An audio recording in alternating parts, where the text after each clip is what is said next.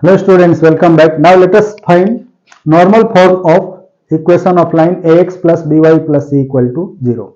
Since we have already studied the equation of line in normal form as x cos omega plus y sin omega equal to p, where omega is the angle made by perpendicular from origin to the line with x axis and p is the distance of point from the line.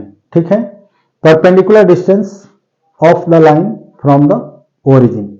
So how we can represent x plus by plus c equal to 0 in normal form, that is in the form of x cos omega plus y sin omega equal to p. ठीक है, so let us see, since let x cos omega plus y sin omega equal to p, considering this one as equation 1 is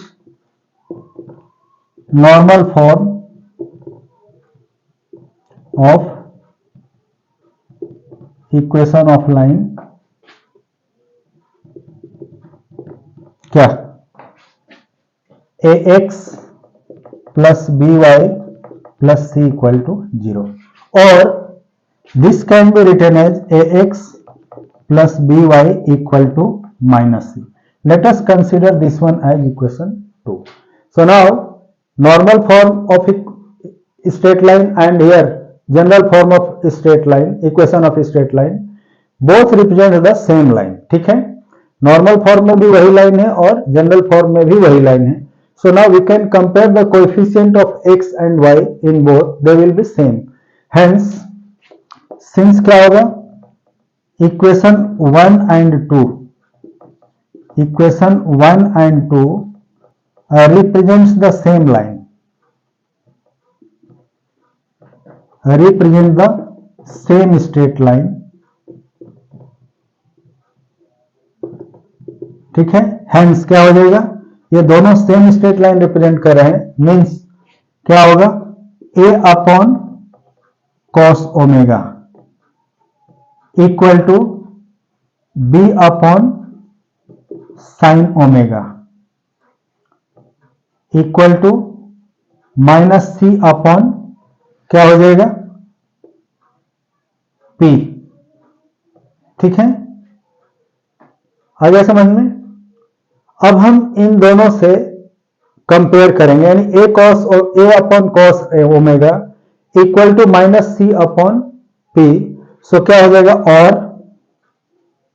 cos omega की value a into p upon minus c, that can be written as minus ap by c. ठीक है, and sine omega equal to क्या हो जाएगा, b into p by minus c और minus bp by c. ठीक है, ये हो गया हमें कॉस ओमेगा और साइन ओमेगा की value. Now by squaring and adding this two, इसको हम ले रहे हैं थर्ड और इसे फोर्थ. सो इसके लेफ्ट साइड को और राइट साइड को स्क्वायर करके ऐड करेंगे, तब क्या मिलेगा, squaring and then adding of equation 3 and 4. क्या मिलेगा, cos square omega plus sine square omega equal to minus AP by C whole square plus minus BP by C whole square. ना जब हम इनका स्क्वायर करेंगे तो ये दोनों पॉजिटिव हो जाएंगे और इनमें पी स्क्वायर कॉमन है, तो पी स्क्वायर को हम पहले बाहर ले लिए, this is A square plus B square by C square. ठीक है, now cos square omega plus sine square omega की वैल्यू क्या होती है, 1. सो और 1 equal to P square into A square plus B square by C square.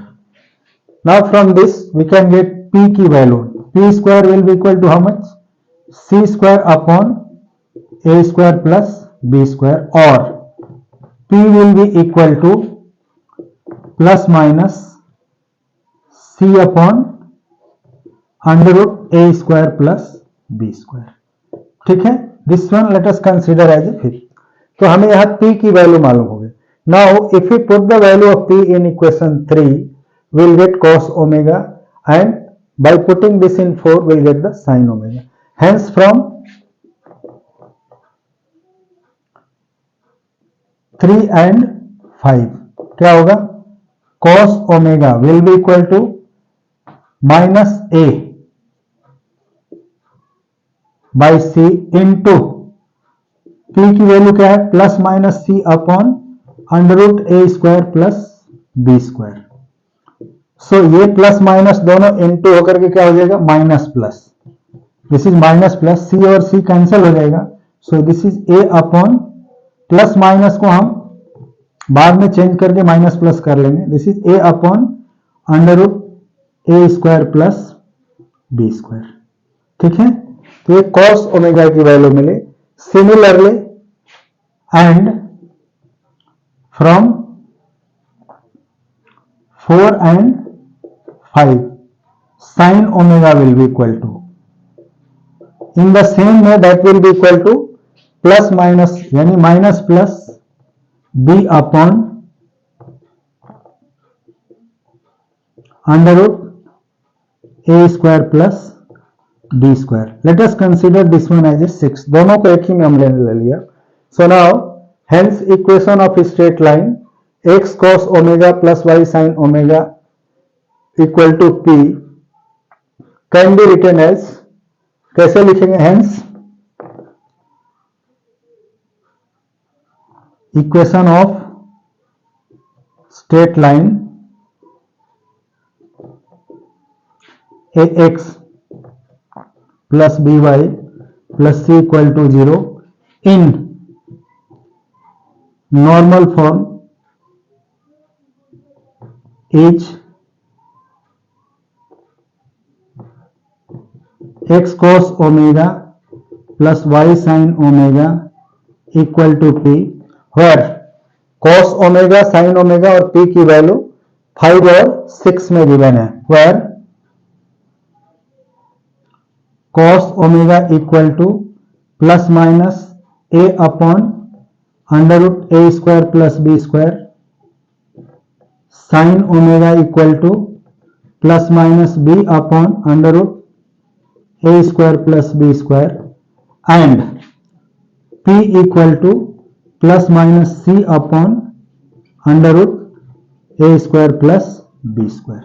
ठीक है, now the sign of this positive or negative depends upon whether omega is acute or obtuse angle. यदि omega की value acute हो यानी less than 90 हो, उस case में positive होंगे, और यदि ये ग्रेटर देन 90 हो यानी ऑब्ट्यूस हो तो उस केस में वैल्यू नेगेटिव होगी. ठीक है, तो नोट करो. अब इनके बेस पर हम कुछ एग्जांपल्स और एक्सरसाइज के क्वेश्चन सॉल्व करेंगे. Okay, bye.